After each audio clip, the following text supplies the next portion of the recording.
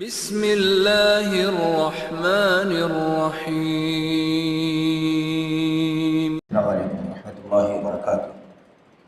الحمد للہ رب العالمین، والصلاۃ والسلام علی اشرف الانبیاء والمرسلین نبینا محمد وعلی آلہ واصحابہ اجمعین وبعد۔ برادران اسلام، دین الملی بھائیوں، نوجوان دوستوں، احباب اور بزرگوں، قابل احترام ماؤں اور بہنوں، عزیز بچوں، اللہ تبارک و تعالیٰ کی فضل و کرم سے، اس کی توفیق سے مسائل الجاہلیہ کی شرح کا جو سلسلہ چل رہا ہے، اس سلسلے کی آخری باتیں جو آپ کے سامنے اس سے پہلے کے درس میں پیش کی گئی تھی، وہ یہ تھی کہ جاہلیت کے لوگوں کا ایک مسئلہ یہ بھی تھا کہ وہ یہ سمجھتے تھے کہ جن کے پاس طاقت ہے، قوت ہے، وہی لوگ حق پر ہیں، یعنی طاقت اور قوت کو حق کی دلیل سمجھتے تھے، اور یہ طاقت و قوت چاہے جسمانی طاقت ہو یا کام کاج کی طاقت ہو یا سمجھداری کی طاقت ہو یا کسی کے پاس بادشاہت کی طاقت ہو، مال دولت کی طاقت ہو، یا کسی کے پاس رسوخ ہو، پاور ہو، کوئی بھی طاقت ہو، اگر طاقت ہے تو جس کے پاس طاقت ہے وہی حق والا ہے۔ تو طاقت و قوت کو حق کی دلیل اور حق کا معیار سمجھتے تھے۔ اس سلسلے میں شروع میں کچھ ابتدائی تمہیدی باتیں آپ کے سامنے پیش کی گئی تھی۔ مزید جو باتیں ہیں وہ انشاءاللہ تبارک و تعالی آج کے اس درس میں مکمل کی جائیں گی۔ آخری بات یہ تھی کہ اللہ تبارک و تعالیٰ کے کلام کی کچھ آیتیں آپ کے سامنے پڑھی گئی تھیں۔ ان آیتوں میں اللہ تبارک و تعالیٰ نے یہ بتایا ہے کہ پہلے بہت ساری ایسی امتیں، ایسی قومیں دنیا میں آئی ہیں جو بہت طاقتور تھیں اور ہر اعتبار سے طاقتور تھیں۔ ان کے پاس مال و دولت بھی تھا، اور ایسے ہی ان کے پاس جسمانی قوت تھی، ان کے پاس بادشاہت تھی، ان کے پاس بہت بڑا ان کا حلقہ تھا، ان کے بہت ساری ان کی مجلس میں بہت بڑی تعداد بیٹھتی تھی۔ تو ہر طرح کی طاقت والے لوگ دنیا میں آ کر کے جا چکے ہیں، لیکن وہ گمراہ تھے، وہ شرک اور کفر کرنے والے تھے، اللہ تعالیٰ کو ناراض کرنے والے تھے، اور ان تمام طاقت و قوت کے باوجود بھی اللہ تبارک و تعالیٰ نے ان پر اپنا عذاب اتارا اور انہیں جہنم کی وعید اور دھمکی سنائی۔ یہ باتیں آپ کے سامنے آ چکی ہیں، اور ان آیتوں سے یہ بات ثابت ہوتی ہے کہ طاقت و قوت، مال و دولت، حکومت، بادشاہت یا بہت زیادہ ٹیلنٹ، بہت زیادہ ذہین فتیل ہونا، یہ حق ہونے کی دلیل نہیں ہے، یہ حق ہونے کی دلیل نہیں ہے۔ دوسری بات، اللہ تبارک و تعالیٰ نے اپنی کتاب کے اندر یہ بات بھی بیان فرمائی ہے کہ کافروں کو، مشرکوں کو، اور اللہ تبارک و تعالیٰ نے اپنے دشمنوں کو، عمومی طور پر وہ کوئی بھی ہو سکتا ہے، یہود، نصارہ، ملحدین، کوئی بھی ہو سکتا ہے، اپنے دشمنوں کو اللہ تبارک و تعالیٰ جو طاقت و قوت عطا فرماتا ہے دنیا میں، انہیں جو پاور، رسوخ اور بہت سارے ان کے پاس اثرات ہوتے ہیں، اور ان کے پاس اس قسم کی ذہنی قوتیں، صلاحیتیں ہوتی ہیں، ایسی جو طاقتیں، قوتیں عطا فرماتا ہے، اس کا مقصد ہوتا ہے استدراج۔ استدراج کا مطلب یہ ہوتا ہے کہ اللہ تبارک و تعالیٰ موقع دے رہا ہے، تمہیں مال ہے، تمہارے پاس طاقت ہے، تمہارے پاس حکومت ہے، بادشاہت ہے، تمہارے پاس سرداری ہے، تمہارے پاس ذہن ہے، تم ٹیلنٹ ہو، تو اصلاح کر لو، اپنی سدھار کر لو، توبہ کر لو، اللہ تعالیٰ کے دین سے، اللہ کی توحید سے بغاوت کرنے سے باز آ جاؤ، ہمارے رسولوں کی تعلیمات اور ان کی ہدایات کو تسلیم کر لو۔ اگر ایسا نہیں کرو گے تو یاد رکھو ہمارا عذاب بہت سخت ہے، جب ہم گرفت کریں گے تو پھر تمہاری طاقت و قوت تمہارے کچھ کام نہیں آئے گی۔ تو استدراج کرنا یعنی موقع دینا، سدھرنے کا موقع دینا، رسی ڈھیلی کرنا جس کو کہا جاتا ہے عام طور پر، یعنی موقع دینا، اصلاح کا موقع، سدھار کا موقع، توبے کے لیے موقع، یہ اللہ تبارک و تعالیٰ کا مقصود ہوتا ہے۔ کسی کو کفر و شرک اور الحاد کے باوجود، بغاوت اور عناد، عداوت، دشمنی، سرکشی کے باوجود مال و دولت اور طاقت و قوت عطا فرمانے کے پیچھے۔ اس حوالے سے اللہ تبارک و تعالیٰ نے ارشاد فرمایا فَلَمَّا نَسُوا ما ذکروا به فتحنا علیہم ابواب کل شیء حتی اذا فرحوا بما اوتوا اخذناهم بغتة فاذا هم مبلسون فقطع دابر القوم الذین ظلموا والحمد للہ رب العالمین۔ یہ سورۃ الانعام کی 2 آیتیں ہیں، ان دونوں آیتوں پر غور کریں اور ان کے علاوہ مزید آیتیں ہیں، ان آیتوں پر غور کریں۔ اللہ تعالیٰ نے فرمایا فلما نسوا ما ذکروا به، انہیں جو نصیحت کی گئی تھی، جس بات کی نصیحت کی گئی تھی، سمجھایا گیا تھا، جب لوگوں نے اسے بھلا دیا، بھول گئے، یعنی اس سے غفلت برتا، اعراض کیا، اس کی طرف توجہ نہیں دیا، فتحنا علیہم ابواب کل شیء، تو ہم نے ان کے لیے ہر چیز کے دروازے کھول دیے، ہر چیز کے دروازے کھول دیے۔ یہ دنیوی زندگی کے اسباب، وسائل، آشائش، مال و دولت، رہن سہن کے وسائل ہے نا، زمین جائیداد، اچھی سواریاں اور بہت کچھ دنیوی اسباب اور وسائل، اس کو اللہ تعالیٰ نے فرمایا ابواب کل شیء، ہر چیز کا دروازہ، ہر چیز کے دروازے ہم نے کھول دیے۔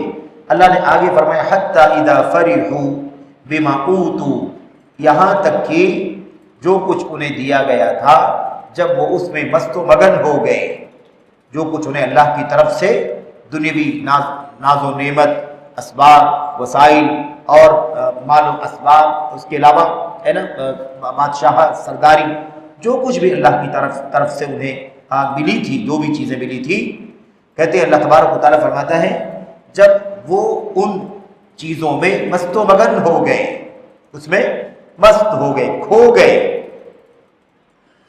اخذناہم بغتۃ، تو ہم نے اچانک انہیں پکڑ لیا، ہم نے انہیں اچانک پکڑ لیا، یعنی اچانک ان کے اوپر اپنا عذاب بھیج دیا، ان کی گرفت کر لی، ان کا مواخذہ کر لیا۔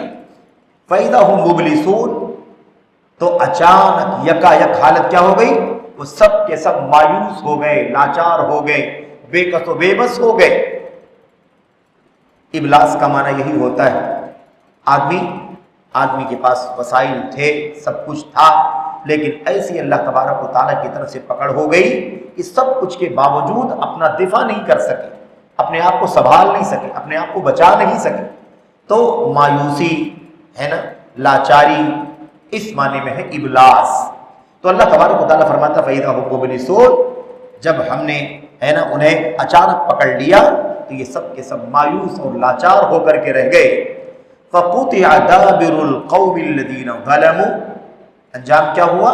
اللہ فرماتا ہے ان ظلم کرنے والی جو قوم تھی نا، یہ ظالم قوم، یہ ظالم جب کہا گیا ایسے موقعوں پر تو اس میں کئی طرح کا ظلم ہے، بلکہ 3 طرح کے جو ظلم ہوتے ہیں وہ سارے ظلم اس کے اندر شامل ہیں۔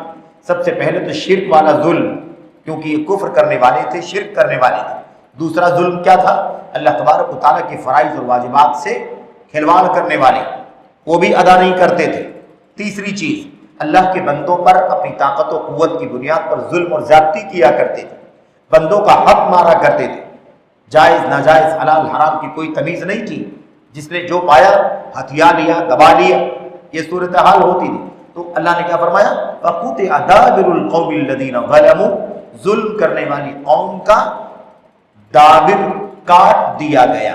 دابر یعنی آخری شخص کو بھی پورے طور پر ہے نا چن کر ہلاک کر دیا گیا، پورے طور پر یہ صورتحال ہو گئی، جیسا کہ اللہ تبارک و تعالیٰ نے یہاں پر فرمایا۔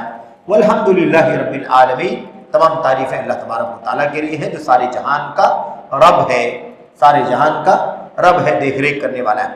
دیکھا آپ نے اللہ تبارک و تعالیٰ نے اس کے اندر کیا فرمایا کہ ہم کسی کو نعمتیں، مال، دولت، اسباب جب ہم دیتے ہیں تو اس کو موقع دیتے ہیں کہ وہ سدھر جائے اور سوچے کہ اتنا شرک ہے، اتنا کفر ہے، اتنا ظلم ہے، اتنی ناانصافی ہے، اس کے باوجود بھی اللہ تبارک و تعالیٰ ہمیں اتنی ساری نعمتوں سے نواز رہا ہے۔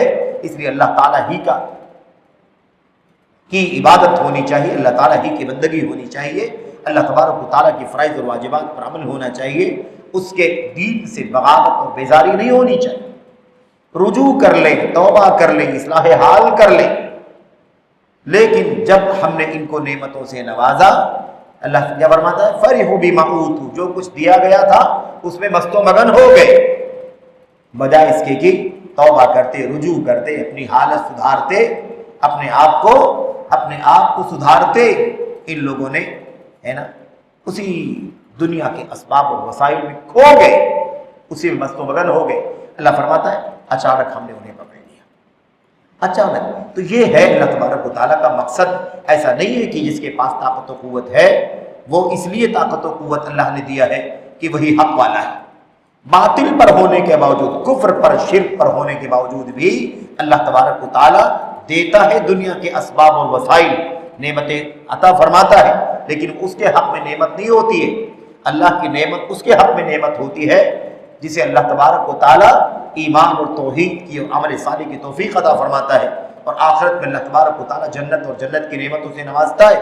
لیکن جس کو اللہ دنیا میں مال و دولت دے دے اور وہ بغاوت کرے، کفر کرے، شرک کرے، اللہ تبارک و تعالیٰ سے دشمنی کرے، اللہ کے دین سے بیزاری کا اختیار کرے، اور آخرت میں اللہ تبارک و تعالیٰ کا عذاب اسے ملنے والا ہو، تو پھر یہ دنیا کی نعمتیں اس کے لیے نعمت نہیں ہے بلکہ یہ عذاب ہے۔ اسی کو علماء نے کہا لیست نعمہ ولکن نقمہ، نعمت نہیں ہے بلکہ کیا ہے؟ یہ نقمت ہے، نعمت کا الٹا، یعنی کیا مطلب؟ عذاب ہے، گرفت ہے، یہ سزا ہے اللہ تبارک و تعالیٰ کی طرف سے۔ تو بہرحال اللہ تبارک و تعالیٰ نے یہاں یہ بات بیان فرمائی۔ آگے دیکھیے اللہ فرماتا ہے فَذَرْنِي وَمَن يُكَذِّبُ بِهَذَا الْحَدِيثِ، اللہ فرماتا ہے فَذَرْنِي وَمَن يُكَذِّبُ بِهَذَا الْحَدِيثِ، اے نبی صلی اللہ علیہ وسلم آپ مجھے اور اس کتاب کو، اس بات کو، یعنی اس کتاب کو، اس دین و شریعت کو جھٹلانے والے جو ہیں انہیں چھوڑ دیجئے۔ سَنَسْتَدْرِجُهُم مِّنْ حَيْثُ لَا يَعْلَمُونَ، ہم انہیں مہلت دے رہے ہیں، موقع دے رہے ہیں، ان قریب موقع دیں گے، اور موقع دینے کے باوجود یہ اپنی سدھار نہیں کریں گے تو ہم انہیں ایسے پکڑ لیں گے کہ انہیں پتہ بھی نہیں چلے، اچانک ان پر اللہ تبارک و تعالیٰ فرماتا ہے عذاب بھیج دیں گے۔ وَأُمْلِي لَهُمْ إِنَّ كَيْدِي مَتِينٌ، اور میں انہیں مہلت دے رہا ہوں، میری چال بہت سخت ہے، میری چال۔ اب یہاں چال کا لفظ آیا ہے تو چال کا مطلب یہ نہیں ہے جیسے ہم ایک دوسرے کے لیے چال اور فریب استعمال کرتے ہیں۔ یہاں آپ دیکھیں اس سے پہلے کیا آیا ہوا ہے؟ اس سے پہلے ان کا شرک ہے، ان کا کفر ہے، ان کا جھٹلانا ہے نا، ان کا ظلم کرنا ہے، زیادتی کرنا ہے، اللہ سے بغاوت کرنی ہے۔ تو اس کے مقابلے میں اللہ تبارک و تعالیٰ نے فرمایا ہے وَأُمْلِي لَهُمْ إِنَّ كَيْدِي مَتِينٌ، یہاں بھی اللہ نے فرمایا ہم ان کو مہلت دیں گے، موقع دیں گے۔ تو اللہ تعالیٰ موقع دیتا ہے سدھرنے کے لیے، ایسا نہیں کسی کے پاس مال و دولت اور اسباب کی فراوانی ہے، کسی کے پاس حکومت ہے، بادشاہت ہے، اور اس کے پاس عقل کی طاقت ہے، مال کی طاقت ہے، حکومت کی طاقت ہے تو وہی حق پر ہے۔ نہیں، ایسا کچھ ضروری نہیں ہے، بلکہ کیا ہے؟ یہ اللہ تبارک و تعالیٰ کی طرف سے ایک طرح کا امتحان ہے، ایک طرح کی آزمائش ہے۔ اللہ جانچ پڑتال کر رہا ہے کہ سدھرے گا یا نہیں سدھرے گا، سدھر جائے تو ٹھیک، نہیں تو اللہ تبارک و تعالیٰ کا عذاب اچانک آ جائے گا۔ تیسری آیت کریمہ میں اللہ تبارک و تعالیٰ فرماتا ہے وَلَا يَحْسَبَنَّ الَّذِينَ كَفَرُوا أَنَّمَا نُمْلِي لَهُمْ خَيْرٌ لِأَنفُسِهِمْ إِنَّمَا نُمْلِي لَهُمْ لِيَزْدَادُوا إِثْمًا وَلَهُمْ عَذَابٌ مُهِينٌ، اللہ فرماتا ہے جن لوگوں نے کفر کیا ہے، ان کفر کرنے والوں کو یہ گمان نہیں کرنا چاہیے، ان کافروں کو ایسا نہیں سوچنا چاہیے کہ ہم ان کو جو مہلت دے رہے ہیں ان کے لیے بہتر ہے، ہمارا ان کو مہلت دینا ان کے لیے بہتر ہے۔ ان کافروں کو اس غفلت میں نہیں رہنا چاہیے۔ ہم جو موقع دے رہے ہیں، مال ہے، دولت ہے، سب کچھ ہے، حکومت ہے، سیاست ہے، سب کچھ ہے، لیکن کفر کر رہے ہیں، شرک کر رہے ہیں، بغاوت کر رہے ہیں، تو ان کافروں کو چاہیے کہ ایسا نہ خیال کریں کہ ہم ان کو جو مہلت دے رہے ہیں ان کے لیے بہتر ہے، بہتر نہیں ہے ان کے لیے۔ اللہ فرماتا ہم کیوں مہلت دے رہے ہیں؟ انما نملی لہم خیر لانفسہم، انما نملی لہم خیر لانفسہم، انہیں یہ گمان نہیں کرنا چاہیے کہ ہم ان کو جو مہلت دے رہے ہیں ان کے لیے بہتر ہے۔ انما نملی لہم، دراصل ہم انہیں اس لیے مہلت دے رہے ہیں لیزدادوا اثما، تاکہ یہ اور زیادہ گناہ میں بڑھ جائیں، مزید گناہ کریں۔ یعنی یا تو توبہ کر لیں تو ٹھیک ہے، اور توبہ اگر نہیں کر رہے ہیں تو پھر یہ اسی لیے ہو رہا ہے یہ مزید گناہ کر رہے ہیں، گناہوں پر گناہ کر رہے ہیں، اور اس کے بعد اللہ تبارک و تعالیٰ کا عذاب آئے گا۔ وَلَهُمْ عَذَابٌ مُهِينٌ، اللہ نے فرمایا ان کے لیے رسوا کرنے والا عذاب ہے۔ کون سا عذاب ہے؟ رسوا کن عذاب ہے۔ عذاب تو رسوا کن ہی ہوتا ہے، لیکن اللہ تبارک و تعالیٰ نے بطور تاکید کہ بڑی ذلت کا سامنا کرنا ہوگا، بڑی رسوائی کا، رسوائی اس معنی میں اللہ تبارک و تعالیٰ نے بیان فرمایا ہے کہ دنیا میں جب اسٹیٹس ہوتا ہے، دولت ہوتی ہے، شان و شوکت ہوتی ہے، تو آدمی بہت زیادہ ٹیپ ٹاپ کی زندگی گزارتا ہے اور وہ سوچتا بھی نہیں ہے کہ میرا یہ اسٹیٹس کبھی بگڑ بھی سکتا ہے، میری یہ حالت کبھی بدل بھی سکتی، آدمی نہیں سوچتا عام طور پر۔ اور یہ خاص طور پر دنیا کے وہ لوگ جن کا ایمان نہیں اللہ تبارک و تعالیٰ کے اوپر، کفر کی الحاد کی زندگی گزارتے ہیں، ان کے لیے یہ دنیا ہی سب کچھ، دنیا ہی سب کچھ، اور کبھی نہیں سوچتے ہیں کہ ہمارا ٹھاٹ باٹ، ہمارا یہ ٹیپ ٹاپ یہ کیا ہوگا، ختم بھی ہو جائے گا۔ اسی لیے اللہ نے فرمایا دنیا میں بہت شان و شوکت اور عزت اور اپنے آپ کو اونچا سمجھتے ہو، لیکن اللہ تعالیٰ کا عذاب جب تمہیں پکڑے گا تو بے انتہا رسوائی کا سامنا کرنا پڑے گا۔ اس دن سارے ٹھاٹ باٹ ختم ہو جائیں گے، ساری ٹیپ ٹاپ کیا ہوگی، ختم ہو جائے گی، ذلت اور رسوائی خاری ہے نا انسان کا مقدر بن جائے گی۔ تو بہرحال خلاصہ کیا ہے، یہ آیتیں اس لیے بیان کی گئی ہیں، شیخ صالح فوزان حفظہ اللہ نے اس لیے بیان کیا ہے تاکہ یہ بات ثابت ہو جائے کہ اس کا مقصد کیا ہے۔ اس کا مقصد اللہ تبارک و تعالیٰ نے بیان فرما دیا ہے کہ بھائی ڈھیل دیا جا رہا ہے، یا تو اصلاح کر لو اپنی، اور نہیں تو سمجھ لو کہ تمہارا گناہ بڑھ رہا ہے اور تم حد سے تجاوز کر رہے ہو، ایک ساتھ میں اللہ تبارک و تعالیٰ پکڑ لے۔ بہرحال یہ ہے اللہ تبارک و تعالیٰ نے اس بات کا تذکرہ فرمایا۔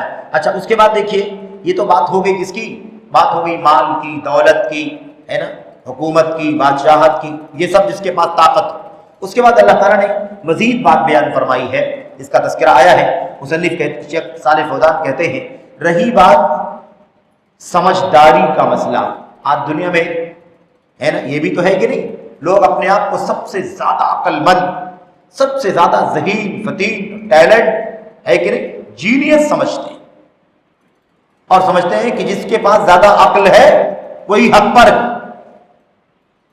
کتنے سارے انجینئرز ہیں، باریک باریک ہے کہ نہیں، مائکروز پر کام کرنے والے، ایک دم باریک باریک چیزوں پر کام کرنے والے ہے کہ نہیں، بڑے بڑے اطباء ہیں ہے کہ نہیں، لیکن آپ سوچئے وہ کفر کی زندگی گزار رہے ہیں، تو کیا ان کا ٹیلنٹ ہونا، ان کا ذہین فطین ہونا، ان کا عقل مند ہونا، بہت زیادہ سمجھداری ان کے پاس آ جائے تو کیا ان کے حق ہونے کی دلیل ہے؟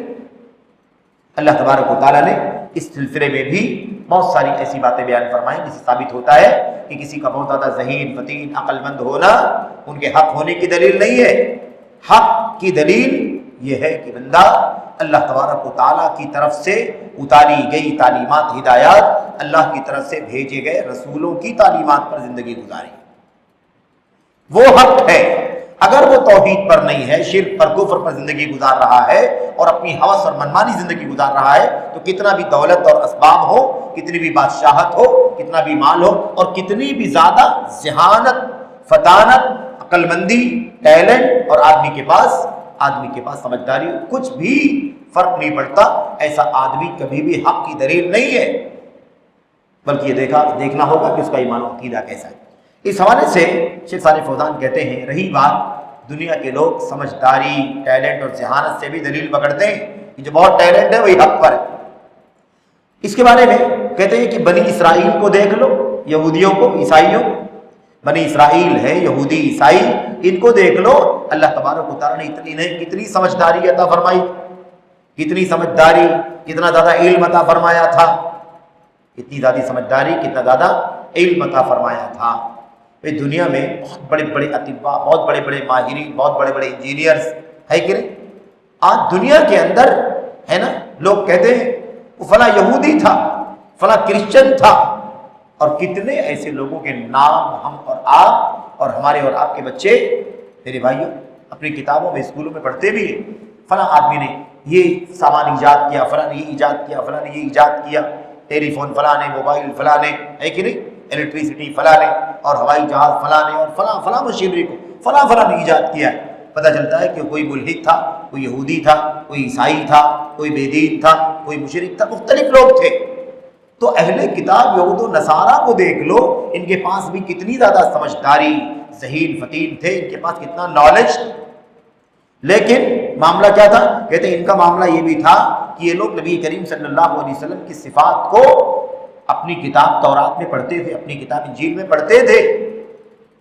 آپ سوچیے اتنا ذہین فطین لوگ ہیں، اتنا ٹیلنٹ لوگ ہیں، اور اپنی کتاب کے اندر نبی کے بارے میں اللہ نے جو بیان فرمایا ہے کہ ایک نبی آنے والا ہے جس کی صفت ایسی ہوگی، جس کا چہرہ ایسا ہوگا، جس کے بال ایسے ہوں گے، جس کا جسم ایسا ہوگا، اور دیگر بہت ساری خوبیاں، شمائل اللہ تبارک و تعالیٰ نے بیان فرمائے تھے۔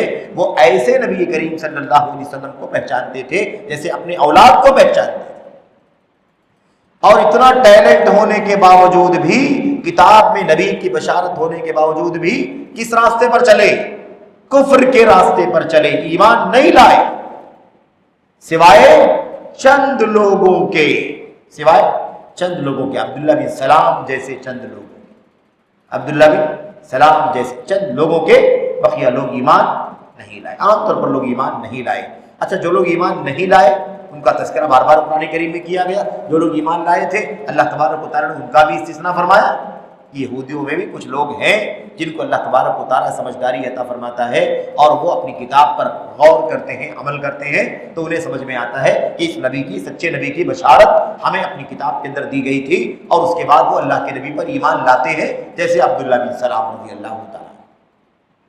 یہودی تھے، یہودیوں کے بڑے عالم تھے، لیکن اللہ تبارک و تعالیٰ نے انہیں ہٹ دھرمی سے، عناد سے، سرکشی سے بچایا، اور الحمدللہ انہوں نے اسلام قبول کیا، نبی کریم صلی اللہ علیہ وسلم کے صحابی ہونے کا شرف پائے، اللہ کے نبی کے صحابی ہونے کا شرف پائے، اور جنت کی بشارت بھی اللہ کے نبی صلی اللہ علیہ وسلم نے انہیں عطا فرمائی، جیسا کہ صحیح روایتوں سے، صحیح بخاری وغیرہ کی روایتوں سے اس کا پتہ چلتا ہے۔ تو دیکھا آپ نے، سب کچھ پتہ ہونے کے باوجود بھی وہ ایمان نہیں لائے۔ تو کیا جس کے پاس ٹیلنٹ ہے، جو بہت زیادہ سمجھدار ہے، جو بہت زیادہ ہے نا قابل ہے، کیا اس کے حق ہونے کی دلیل ہے؟ میں بہت زیادہ دماغ والا ہوں تو کیا حق پر ہوں؟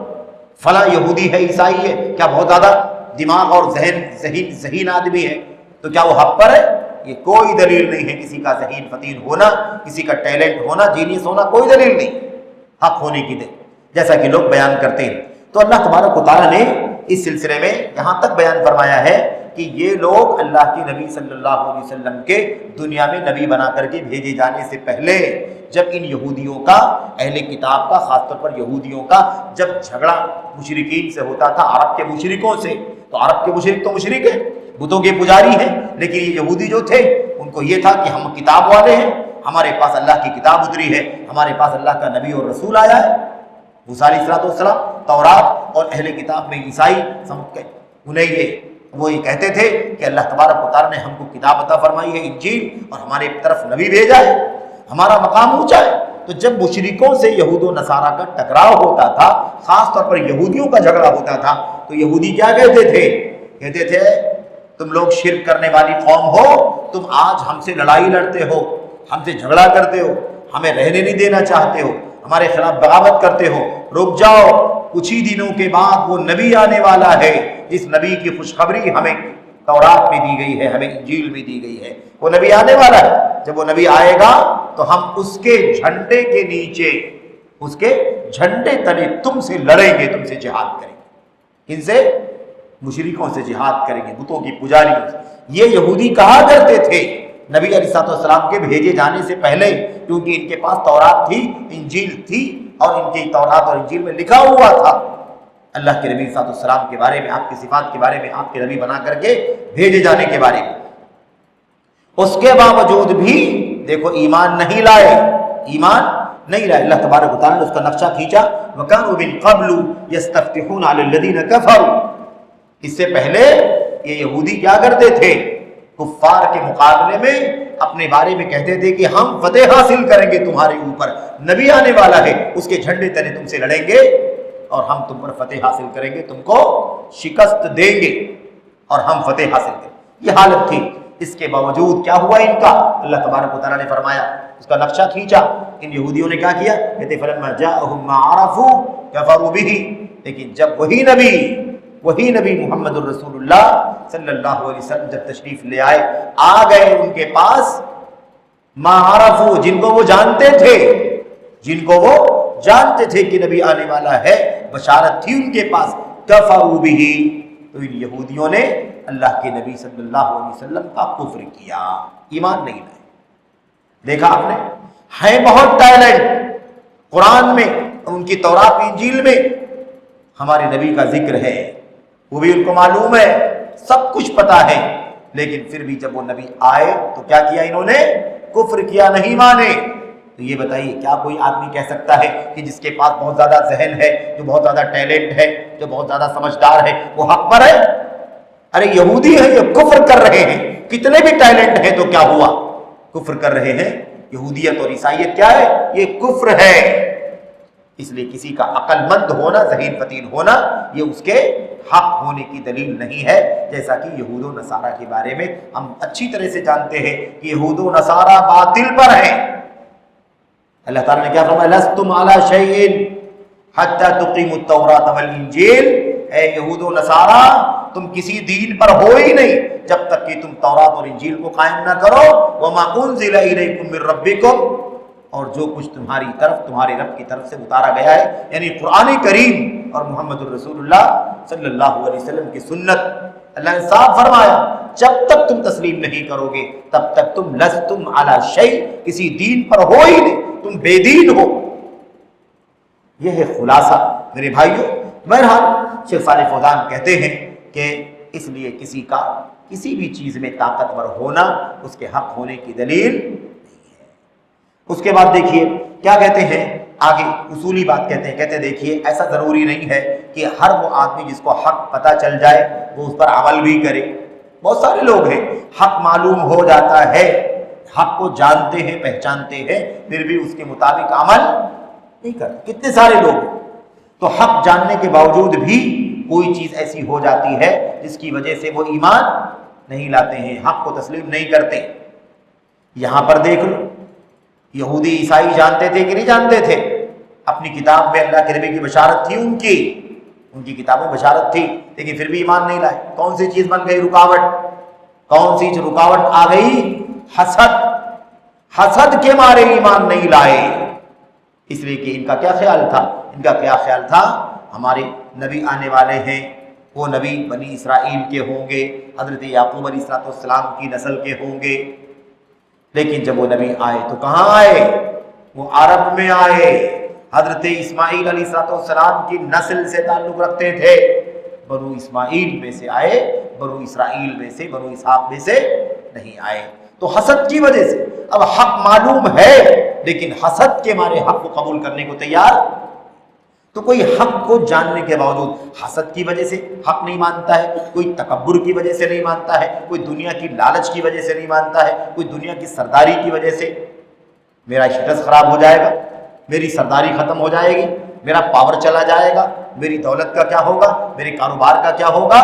مختلف اسباب ہیں جس کی وجہ سے انسان حق جاننے کے باوجود بھی اس کے مطابق عمل نہیں کرتا، اسے قبول نہیں کرتا۔ اس لیے پتہ کیا چلا؟ شیخ صالح فوزان کہتے ہیں اس لیے معلوم یہ ہوا کہ کسی کے پاس مال ہونا، دولت ہونا، یا اس کے پاس حق کا علم ہونا، حق کا علم ہونا بھی ہدایت پانے کے لیے کافی نہیں ہے، کیونکہ حق کا علم ضرور ہے لیکن جب تک اللہ توفیق نہیں دے گا تب تک اس حق کو تسلیم نہیں کرے گا۔ اس لیے سب سے بڑی چیز ہے اللہ تبارک و تعالیٰ کی توفیق۔ تو علم کی بنیاد پر، سمجھداری کی بنیاد پر میرے بھائیوں سارے کام نہیں ہوتے۔ کوئی کتنا بھی ذہین ہو، فتین ہو، بہت سارے پڑھے لکھے لوگ گمراہ ہو گئے کہ نہیں ہو گئے؟ بہت سارے پڑھے لکھے لوگ جن کے پاس بہت زیادہ علم تھا اس کے باوجود بھی کیا ہو گئے؟ گمراہ ہو گئے، حق کو قبول نہیں کیا، اس لیے کہ اللہ تعالیٰ کی توفیق سے محروم ہو گئے، اللہ کی توفیق سے محروم ہو گئے۔ تو یہ بہت بنیادی مسئلہ ہے۔ کہتے ہیں کہ ہدایت اللہ تبارک و تعالیٰ کے ہاتھ میں ہے، اللہ کی جانب سے ہے۔ ہدایت کسی کو معرفت کی وجہ سے، علم کی وجہ سے، ہے نا، سمجھداری کی وجہ سے، ٹیلنٹ کی وجہ سے نہیں ملتی ہے، یہ تو اللہ تعالیٰ کی توفیق ہے۔ اللہ تعالیٰ جسے عطا فرماتا ہے وہ ہدایت پاتا ہے، توفیق پاتا ہے۔ اسی لیے اللہ کے نبی علیہ السلام ہمیشہ دعا کیا کرتے تھے، اے دلوں کے پلٹنے والے میرے دل کو اپنے دین پر ثابت کر دے، جما دے۔ کیا کہتے تھے اللہ کے نبی؟ یا مقلب القلوب ثبت قلبی علی دینک، اے دلوں کے پلٹنے والے میرے دل کو اپنے دین پر جما دے۔ یا مصرف القلوب صرف قلوبنا علی طاعتک، اے دلوں کے پھیرنے والے ہمارے دلوں کو اپنی اطاعت پر پھیر دے۔ اپنی اطاعت اور فرما برداری کی طرف پھیر دے کہ ہم کیا کریں، ہم تیری اطاعت کریں، تیری فرما برداری کریں، تیری نافرمانی نہ کریں، تجھ سے بغاوت نہ کریں۔ یہ ہے تو شیخ صالح فوزان کہتے ہیں اس میں کوئی شک نہیں ہے کہ علم ہو جانا، معلومات ہو جانا، سمجھداری ہونا، یہ سب اچھی چیزیں ہیں، اچھے اسباب ہیں، شک نہیں ہے، لیکن اتنا کافی نہیں ہے، اتنا کافی نہیں ہے حق پانے کے لیے، حق کو قبول کرنے کے لیے۔ آدمی کے پاس یہ ساری چیزیں ہوتی ہیں لیکن اس کے باوجود بھی اللہ کی توفیق نہیں ہوتی ہے تو وہ ہدایت نہیں پاتا، حق کو قبول نہیں کرتا ہے۔ اسی لیے میرے بھائیوں کیا کہتے ہیں، کہتے ہیں اس سے پتہ چلتا ہے کہ مومن کو ڈرنا چاہیے، مومن کو چوکنا رہنا چاہیے۔ کسی ایمان والے کے پاس بہت زیادہ علم ہے، بہت ساری دولت ہے، بہت سارے وسائل ہیں، بہت سارا اس کے پاس ٹیلنٹ ہے، تو بھی ایک مومن کو ڈرنا چاہیے، چوکنا رہنا چاہیے۔ ایسا نہ ہو کہ وہ اپنے علم پر، اپنے نالج پر، اپنے علم پر، اپنی معلومات پر اتنا زیادہ اترائے کہ دھوکے میں پڑ جائے، دھوکے میں پڑ جائے۔ آج ایسے لوگ موجود ہیں، ایسے لوگ موجود ہیں کہ ان کو کتنا بھی کوئی دین کی باتیں سمجھائے، عقیدے کی باتیں، اصولوں کی باتیں سمجھائے تو وہ ماننے کو تیار نہیں ہوتے۔ وہ کہتے ہیں بھائی ٹھیک ہے، ہم مولوی نہیں ہیں، عالم نہیں ہیں، ہم نے عقیدہ نہیں پڑھا، ہم نے شریعت نہیں پڑھی، تفسیر نہیں پڑھی، حدیث نہیں پڑھی، لیکن اللہ نے عقل دی ہے، ہمیں اللہ نے سمجھداری دی ہے، ہم بھی سمجھتے ہیں کالا کیا ہے، گورا کیا ہے، حق کیا ہے، ناحق کیا ہے نا، صحیح غلط ہم بھی جانتے۔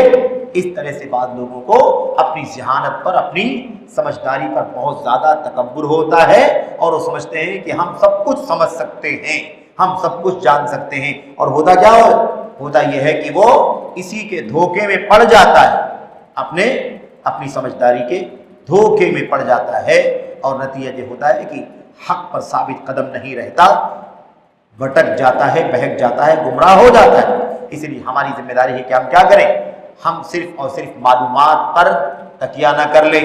علم بہت زیادہ ہے، نالج بہت زیادہ ہے، ٹیلنٹ بہت زیادہ ہے، اسی پر بھروسہ کر کے بیٹھ جائیں، ہمیں ایسا نہیں کرنا چاہیے، بلکہ ہمیں کیا کرنا چاہیے، ہمیں اپنی سمجھداری سے دھوکہ نہیں کھانا چاہیے، اپنی دماغ سے دھوکہ نہیں کھانا چاہیے، بلکہ ہمیں چاہیے کہ اللہ تبارک و تعالیٰ سے کیا کریں، ہدایت مانگیں، توفیق مانگیں کہ اللہ ہمیں حق کی توفیق عطا فرما، اللہ تعالیٰ ہمیں حق کی توفیق عطا فرما، ہدایت عطا فرما، تاکہ ہم حق کو پا سکیں اور حق پر ثابت قدم رہ سکیں۔ یہ اصل میں ہماری اور آپ کی ذمہ داری ہے۔ تو یہ بہت بڑا مسئلہ ہے کہ آدمی کو ہمیشہ یہ کرنا چاہیے، ہمیشہ۔ اچھا آپ دیکھیں، ہم اور آپ کو اللہ تبارک و تعالیٰ نے اللہ کے نبی صلی اللہ علیہ وسلم کے ذریعے سے ہر نماز کی ہر رکعت کے اندر ہدایت کا سوال کرنے کا حکم دے دیا کہ نہیں؟ ایاک نعبد و ایاک نستعین اہدنا الصراط المستقیم صراط الذین انعمت علیہم۔ اللہ نے کیا فرمایا؟ ہر نماز میں ہم دعا کرتے، ہر رکعت میں دعا کرتے، اور وہ بھی فرض کی، نفل کی، جنازے کی، کوئی تفریق نہیں۔ جہاں نماز ہے وہاں ہر رکعت میں سورہ فاتحہ ہے، اور سورہ فاتحہ میں اہدنا الصراط المستقیم، صراط مستقیم کی ہدایت مانگتے ہیں، ہدایت مانگتے ہیں۔ کیوں؟ اس لیے کہ کچھ بھروسہ نہیں ہے، ہمارے پاس علم ہے، دماغ بہت ہے، ٹیلنٹ بہت ہے، لیکن پھر بھی ضروری نہیں ہے کہ حق پر قائم رہے، ہو سکتا ہے بھٹک جائیں، ہو سکتا ہے بہک جائیں، شیطان ہے، دنیا ہے، دولت ہے، حسد ہے، تکبر ہے، اس کی وجہ سے انسان کیا ہوتا ہے، حق کو قبول نہیں کرتا بلکہ اس سے مکر جاتا ہے۔ تو کہتے ہیں اسی طرح سے جیسے طاقت و قوت سے کبھی دھوکہ نہیں کھانا چاہیے، ایسے ہی ہمیں اپنی معلومات، اپنی نالج، اپنے ٹیلنٹ سے بھی کبھی دھوکہ نہیں کھانا چاہیے، ہمیشہ اللہ سے دعا کرنی چاہیے۔ اللہ کے نبی علیہ السلام بھی دعا کیا کرتے تھے، اللہم انی اسألک الثبات فی الامر والعزیمۃ علی الرشد۔ اے اللہ تبارک و تعالی، میں تجھ سے اسألک الثبات فی الامر، ہر معاملے میں ثابت قدمی مانگتا ہوں۔ یعنی کیا مطلب؟ دین کا معاملہ، ایمان کا معاملہ، عبادات کا معاملہ، نیکی کا معاملہ، سچائی کا معاملہ ہے نا، امانت داری کا، ہر معاملے میں، دین کے معاملے میں ثابت قدمی کا سوال کرتا ہوں، والعزیمۃ علی الرشد، اور نیکی کے کام پر عزم و ہمت کا سوال کرتا ہوں۔ آپ سوچیے اللہ کے نبی کیا مانگ رہے ہیں اللہ سے؟ اللہ کے نبی علیہ السلام اللہ تبارک و تعالیٰ سے ثابت قدمی کی دعا مانگ رہے ہیں، ثابت قدمی کی دعا مانگ رہے ہیں۔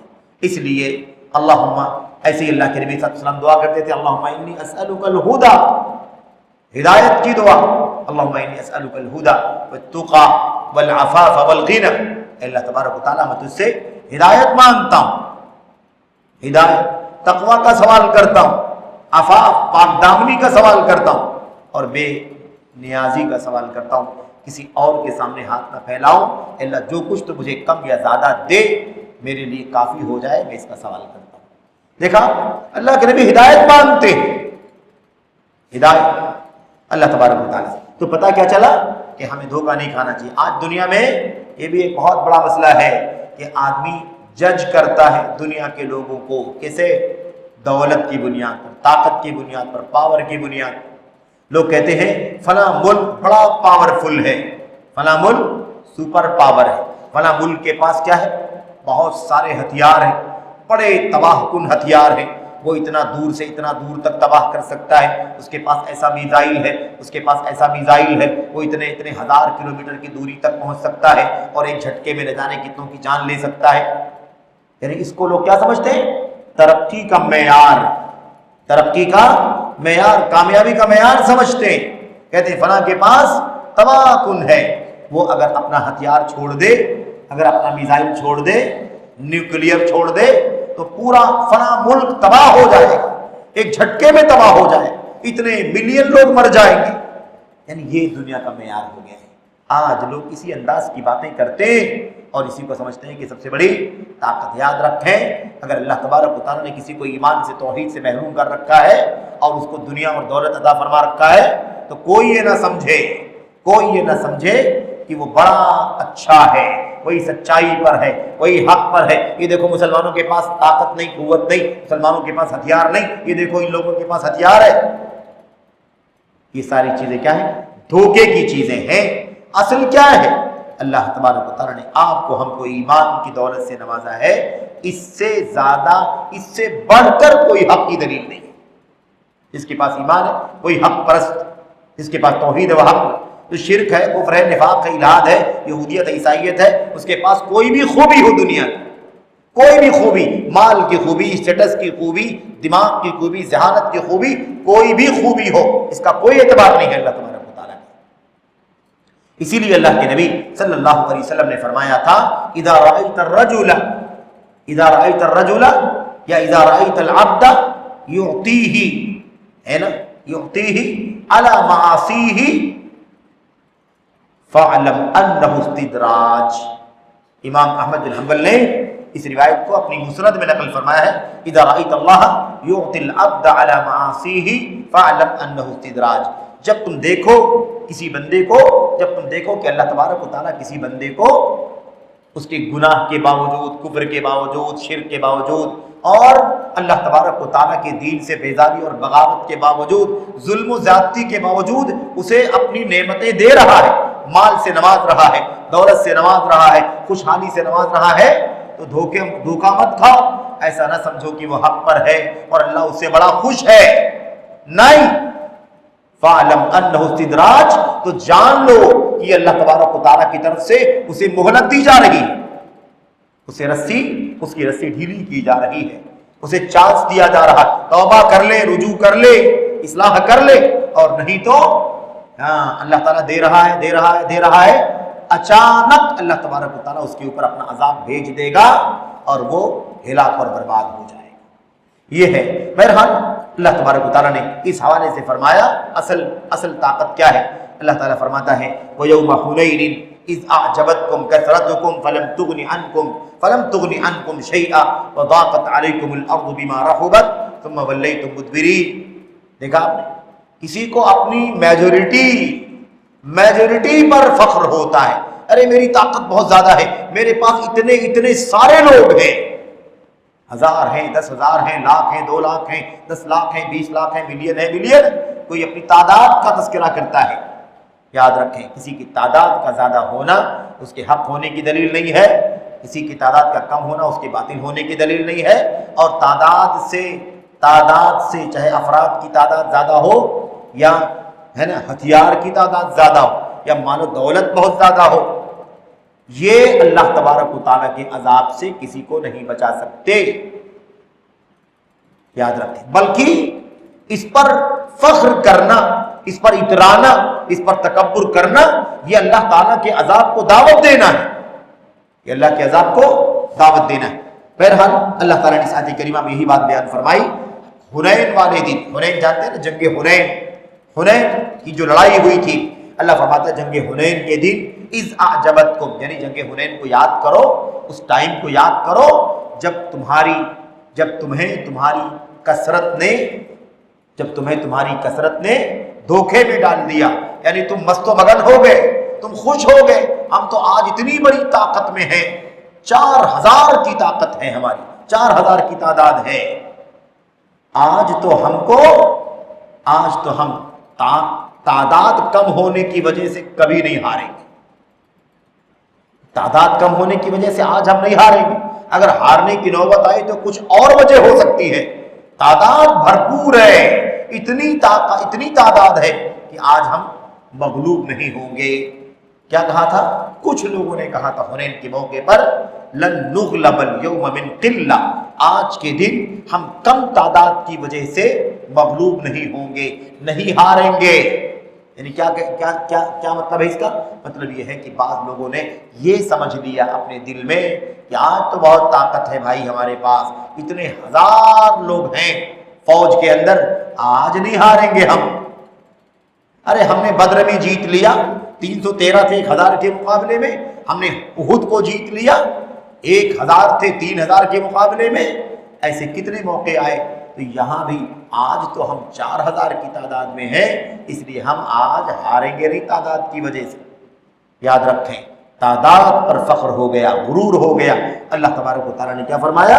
فَلَمْ تُغْنِ عَنْكُمْ شَيْئًا، تو تمہاری یہ کثرت، تمہاری یہ زیادہ تعداد، تو اس نے تمہیں کوئی فائدہ نہیں پہنچایا، اس نے تمہیں کوئی فائدہ نہیں پہنچایا، یعنی تمہاری تعداد کی کثرت سے کچھ بھی حاصل نہیں ہوا۔ وَضَاقَتْ عَلَيْكُمُ الْأَرْضُ بِمَا رَحُبَتْ، اور زمین تمہارے لیے کشادہ تھی، تنگ ہو گئی۔ وَضَاقَتْ عَلَيْكُمُ الْأَرْضُ بِمَا رَحُبَتْ، یعنی زمین کیا تھی؟ کشادہ تھی، آرام سے تھے، خوشحال تھے، مزے میں زندگی گزار رہے تھے، لیکن اس تکبر کی وجہ سے، تم کو بڑی تعداد کی وجہ سے تم نے کیا سمجھا؟ آج ہم نہیں ہاریں گے۔ اللہ تبارک و تعالیٰ نے کیا کر دیا؟ اللہ نے فرمایا کہ تمہاری زمین کشادہ ہونے کے باوجود بھی تنگ ہو گئی، ثم ولیتم مدبرین، اور تم پیٹ پھیر کر کے بھاگ کھڑے ہوئے، پیٹ پھیر کر کے بھاگ کھڑے ہوئے۔ یہ نوبت آئی کس میں؟ جنگ حنین میں۔ آپ سوچیں، مسلمان ہیں، توحید پرست ہیں، ایک اللہ کی عبادت و بندگی نبی کے طریقے پر چلتے ہیں، ان صحابہ سے زیادہ دنیا میں کوئی اچھا اللہ کے بندوں میں نبیوں کے بعد پیدا نہیں ہوا، لیکن ان صحابہ کرام میں سے کسی کے دل میں یہ بات آ گئی اور زبان پر آ گئی، بول دیا کہ آج تو ہم بڑی تعداد میں ہیں، آج نہیں ہاریں گے۔ یہ چیز اللہ تبارک و تعالیٰ کو پسند نہیں آئی، اور یہ کبر، یہ غرور، اس نے کیا کر دیا؟ اس فتح کو شکست میں بدل دیا، ہار گئے، پریشان ہو گئے، پیٹ پھیر کر کے بھاگ کھڑے ہوئے، یہ نوبت آ گئی۔ تو خلاصہ کلام کیا ہے؟ خلاصہ کلام یہ ہے کہ یہ جاہلیت والوں کا طریقہ ہے کہ کسی کے پاس طاقت زیادہ، مال زیادہ، کسی کے پاس کچھ زیادہ، کسی کے پاس سمجھداری زیادہ، تو سمجھتے تھے کہ وہی حق ہیں، بقیہ جن کے پاس کم طاقت ہے، کمزور ہیں اور فقیر ہیں، محتاج ہیں، جن کے پاس جو کم سمجھ ہے، نہ سمجھ ہے نا، جن کے پاس حکومت نہیں، جن کے پاس سیاست نہیں، جن کے پاس اختیار نہیں، یہ سب لوگ کیا ہیں؟ باطل پر ہیں۔